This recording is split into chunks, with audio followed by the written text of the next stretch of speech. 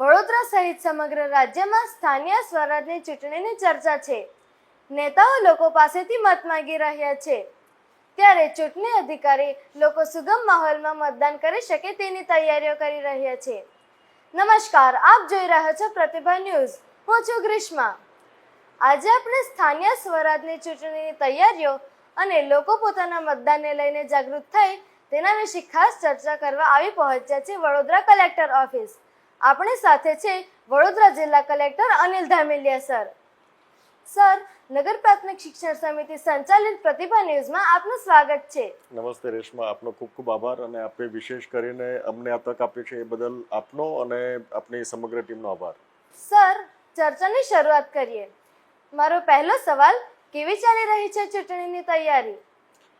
સ્થાનિક સ્વરાજ્યની ચૂંટણી વડોદરા જિલ્લા સહિત સમગ્ર રાજ્યમાં છે, ત્યારે વડોદરા જિલ્લાની અંદર આપણી 4 નગરપાલિકા, આ સિવાય તાલુકા પંચાયતની સીટો, જિલ્લા પંચાયતની સીટ અને મહાનગરપાલિકા, આ તમામ જગ્યાએ સ્થાનિક સ્વરાજ્યની ચૂંટણી છે. 34 જેટલા આપણા ચૂંટણી અધિકારીઓમાં કામ કરી રહ્યા છે. મોટી સંખ્યામાં ઇલેક્શન મશીનરી આમાં કામ કરી રહી છે અને સાથોસાથ આપણી સાથે ઘણા બધા જે સંસ્થાઓ છે, રાજ્ય સરકાર અને કેન્દ્ર સરકારની વિવિધ સંસ્થાના જે આપણા એમ્પ્લોઈઝ હોય એ પણ આ ચૂંટણી પ્રક્રિયામાં જોડાયેલા છે. અલગ અલગ તબક્કાની પ્રક્રિયા ચાલી રહી છે, જેમની અંદર નોમિનેશનની પ્રક્રિયા અને ફાઇનલ જે કન્ટેસ્ટિંગ કેન્ડિડેટ હોય એમની આપણે આખરી યાદી તૈયાર કરી દીધી છે. હવે પછીના તબક્કે ઈવીએમના પ્રિપેરેશનની યાદી, તાલીમની તૈયારી અને આ સહિતની બાકીની પ્રક્રિયા ચાલુ થશે. સર, મને તો લાગતું હતું ચૂંટણી એટલે નેતા અને જનતા. તમારો રોલ તો ખૂબ મોટો છે. કેટલા સમય પહેલા તૈયારીઓ શરૂ થઈ જાય છે? સામાન્ય રીતે કોઈ પણ ચૂંટણી પ્રક્રિયા હોય, ચૂંટણી પ્રક્રિયા ઓછામાં ઓછા 3 મહિના પહેલા ચાલુ થતી હોય છે. સૌથી પહેલા ઇલેક્શન પ્રક્રિયા માટે આવશ્યક છે કે રિફાઇન્ડ ઇલેક્ટોરલ રોલ, શુદ્ધ મતદાર યાદી હોય તો એમના આધારે ઇલેક્શનની પ્રક્રિયા થતી હોય છે. ફોર્ચ્યુનેટલી આપણે એસઆઈઆરની પ્રક્રિયા કરી, એમના આધારે આપણી એક મતદાર યાદી તૈયાર થઈ અને એના પછીની આખી ઇલેક્શન પ્રક્રિયા થઈ. દરેક વખતે કોઈ પણ પ્રક્રિયા ઇલેક્શનની જ્યારે સામાન્ય રીતે મતદાર યાદીની પ્રક્રિયા હોય એ આમ તો સતત ચાલતી પ્રક્રિયા છે, પણ ઇલેક્શન પહેલા સામાન્ય રીતે 3 મહિના પહેલા આપણે આ પ્રક્રિયા ચાલુ કરતા હોઈએ છીએ. સર, એસઆઈઆર બાદ આ પહેલી ચૂંટણી છે, તો કોઈ ખાસ તૈયારીઓ આપના તરફથી? એસઆઈઆર એટલે સ્પેશિયલ ઇન્ટેન્સિવ રિવિઝન દરમિયાન આપણે વિશેષ કરીને જે ગત વર્ષની અંદર અને આ વર્ષની શરૂઆતમાં જે આખી સમગ્ર પ્રક્રિયા થઈ એમના અંતે જે મતદારો જે ઘણા લાંબા સમયથી મૃત થયા હોય, સ્થળાંતરિત થયેલા હોય, એમના નામો મતદાર યાદીમાં ચાલુ હોય તો એ મતદાર યાદીમાંથી એમના નામો કમી કરવા, મતદારોનું વેરિફિકેશન કરવું, લાયક મતદારોનો તમામનો સમાવેશ થાય અને જે ગેરલાયક મતદારો છે એમને આમાંથી મતદાર યાદીમાંથી બાકાત કરીએ. આ ઉપરાંત આપણે જે સ્થળાંતરિતો હોય, અહીંથી બીજા ભાગમાં ગયા હોય તો એમનું નામ ત્યાં સમાવેશ થાય, જેથી કરીને એ પોતે ચૂંટણી પ્રક્રિયા આવે ત્યારે મતદાન પ્રક્રિયામાં ભાગ લઈ શકે.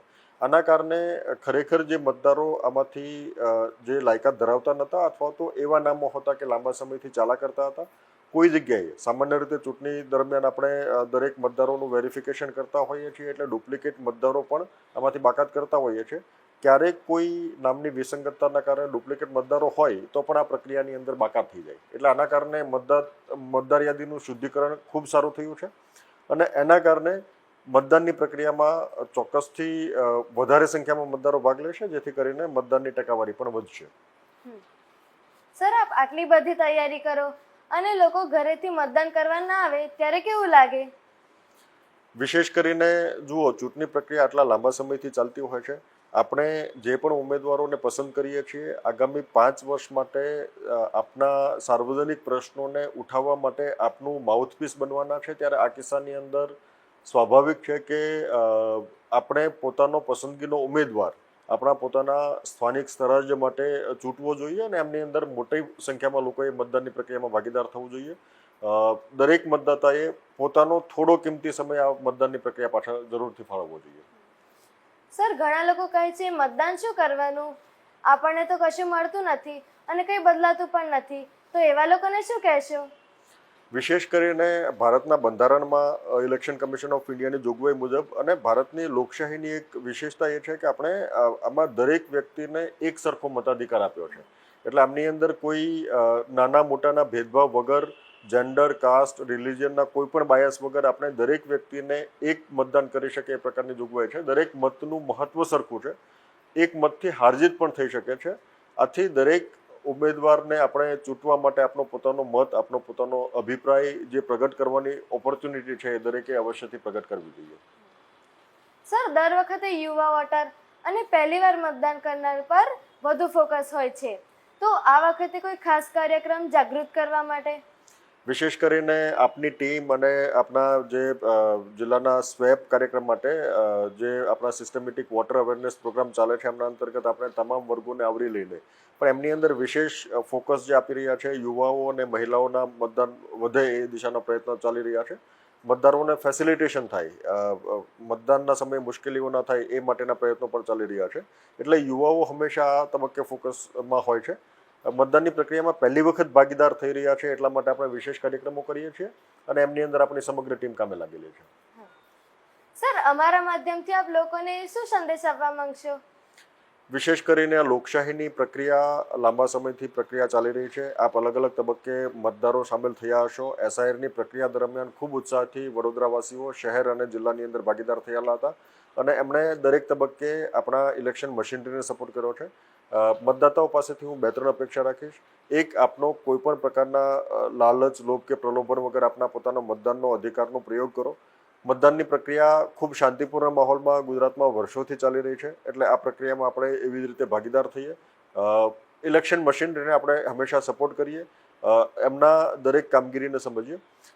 નગરપાલિકા અને મહાનગરપાલિકાની અંદર જે ટેકનિકાલિટી છે મતદાન કરતી વખતે આ બાબતને ધ્યાનમાં રાખીએ. આપણે 4 ઉમેદવારોને પસંદ આપણા સામાન્ય રીતે વોર્ડમાં કરવાના હોય છે, તો આપણે એક બટન નથી દબાવવાનું, આમની અંદર 4 બટન દબાવીને રજીસ્ટર કરવાનું હોય છે. એ બાબત પણ આપણે ધ્યાનમાં રાખીએ.